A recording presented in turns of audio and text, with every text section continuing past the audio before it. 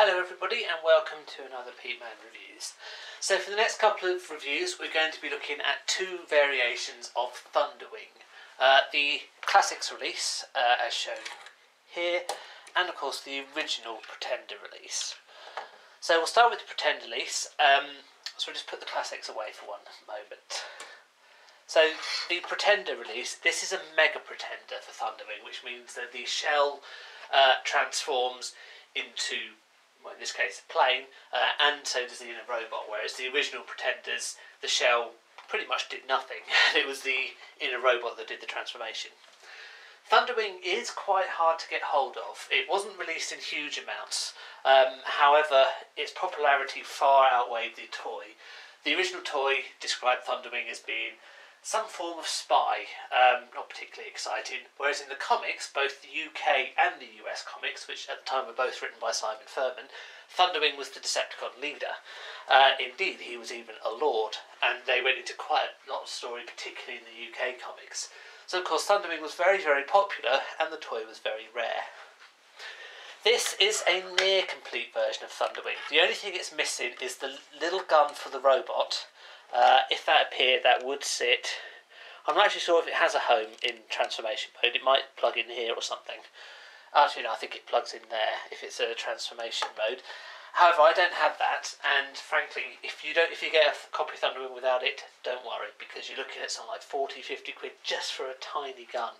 It really is outrageous prices, so you don't need it. Now, interestingly, in the comics, Thunderwing was never portrayed in this combined mode. Because the inner robot, which is this part, combines with the shell to produce a super plane. It was only ever shown in this mode. The gun fell off, which is never good when you're trying to explode things at people. It's only ever shown in plane mode like that, and indeed only ever shown once in the US comics, and I think once or twice more, I think maybe another 2 times in the UK comics. He was never shown in his combined form with this on it. Indeed, in the US comics, Thunderwing is never ever portrayed as being a pretender. You never see the inner robot. You only ever see the outer shell as predominantly as his humanoid form. In the UK comics, once, I think there's 2 panels which show Thunderwing to be a pretender. Which is crazy, really. You think about the other pretenders, and they're shown all the time as being pretenders. Thunderwing was never really acknowledged as being one, but never mind. So the little robot inside, as you can see, comes as a plane in his alt mode. Not that unreminiscent of the shell in its entirety, but the main thing is it does combine with the. Let's put these bits down, and it does combine with the larger cell to make a super plane. In terms of plane, it's of undeterminate origin. It's got the weapons on it. It's got with the use of stickers, it's got effectively a window. Oops, you can see it's a bit. This bit doesn't, due to its age, this bit doesn't really stick down anymore, which makes it tricky when you're trying to hold it to demonstrate things to you, and the weapons do occasionally pop off. So it's all right. I quite like the wings, how they bend there. These are quite nice elements too on it. Underneath, it's a bit unfortunate that the arms are very, very visible. But the rear's not too bad with the jets on there. It's quite a decent plane. Of course, it's even better with the addition of the little robot to make it into a super plane, because you get with the effects. There you go. With this element here, it's a bit like it's got a dual, like the Delta Wing anyway, and it's got another Delta Wing effect on the front, which makes it look really, really cool. Okay, so now we'll transform him. Alright, let's transform the little robot first. So, when you put him inside the shell, you'll want him in this mode like that. However, in terms of when he becomes Thunderwing, you slide those down like that. Feet just, leg slides out like that. Comes the feet, and then the head flips up. And there we are. It's a pretty innocuous inner shell. It's alright. Yeah, it kind of. Does it look like Thunderwing? Well, bear in mind we only saw this robot once. It's a bit hard to say, but yes, I suppose it does. And that's where the little gun would go. But frankly, we're not going to worry about that. He is quite small for a Pretender, the inner robot. He's significantly smaller than normal Pretenders, but bearing in mind of the shell, there's an awful lot of this, because the shell transforms, it doesn't leave him a lot of room to actually sit in there. Okay, so we'll take the guns out of the way. Annoyingly, these are not cyclone cannons, which is what Thunderwing was always depicted with in the comics. They are just weapons. They don't combine, well, you can kind of balance, but they don't combine together either. So he has two completely different weapons in robot mode that bear no relation to his comic or his sole appearance in Transformers Victory either. Never mind. Okay, so transforming him. This hole swings down like that to produce the legs.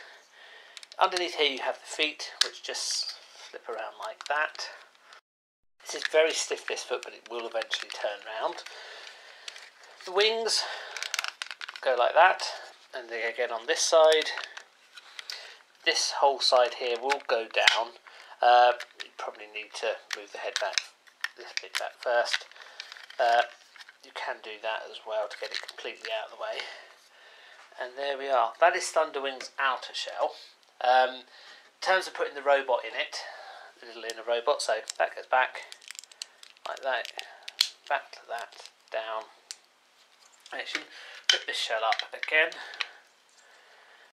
Okay, so if we lift this up, you can just see there are some holes in the legs here of Thunderwing, which is where these legs obviously go in, and you want this side here basically in,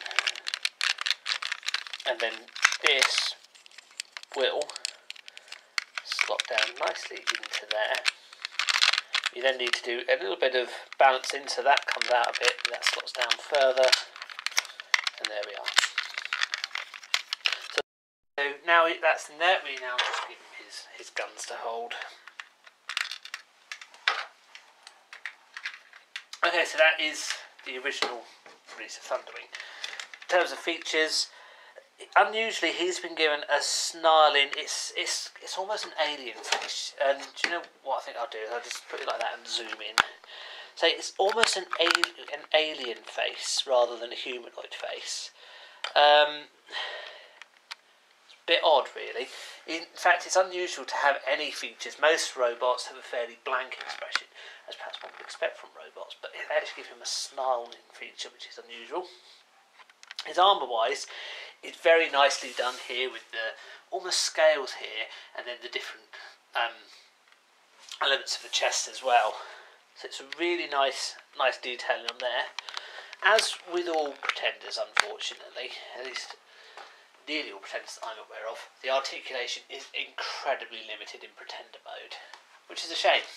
So the arms can waggle up like that and down. That is it. Legs do nothing. It doesn't have an elbow. Even the head doesn't move, and it's a shame really, because when you can think about the different elements that make up the Pretender, the arms do not make up any part of the Pretender, because the inner robot is here, so the arms are completely independent. They could have an elbow joint in. The head is completely independent. It doesn't actually have a rear, but it could move. Even most of the legs, the robot only comes down to about there. He could have a knee, it could move. I guess it's cost, but considering this is a mega Pretender, they could have done a lot more with it. When we compare him with the Classics release, you see what the difference is. Obviously the Classic release does not have an original robot, but he has all the articulation the made one does not. So the head moves, his arms move, and he has an elbow, the legs move, and he has a knee. So it has all the articulation that is lacking in the original. It even has a snarling expression on the face. So, and I say, I acknowledge this one does not have a Pretender in there, a little robot inside, so there was perhaps a little bit more freedom there. But nevertheless, the original is a good toy.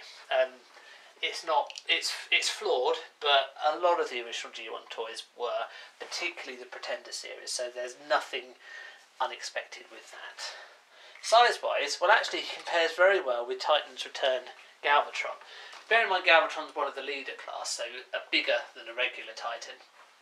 He actually compares quite well. Not quite as tall as Galvatron, but not far off. And against someone like Hardhead, a more regular sized Titan's Return, he is bigger. So it actually compares very well with the modern range of Transformers. Perhaps if you were releasing this version again, you'd want him to be the same height as Galvatron. But it's not too bad at all, and obviously the Classics version is a bit smaller. But it compares well. Is it worth picking up on eBay? Yes. There are other sites available, of course. But don't worry about the little robot gun. There's nowhere to store it anyway when he's transformed and combined in his shell, and you don't miss it. As for those two guns, well, yes, it's worth trying to get them because it does complete the look. If you can get one of them, that looks fine in robot mode. It might be a bit odd on plane mode, but ultimately he looks good either way. Worth picking up. Yes, he's not got the greatest articulation in the world, but that charge can be levelled at most of this particular era Transformers. But a good toy, particularly if you like Thunderwing, and particularly if you like the mythology that surrounded him. Thank you very much for watching. Please leave any comments below, click on subscribe, and I'll see you on the next review. Thank you. Goodbye.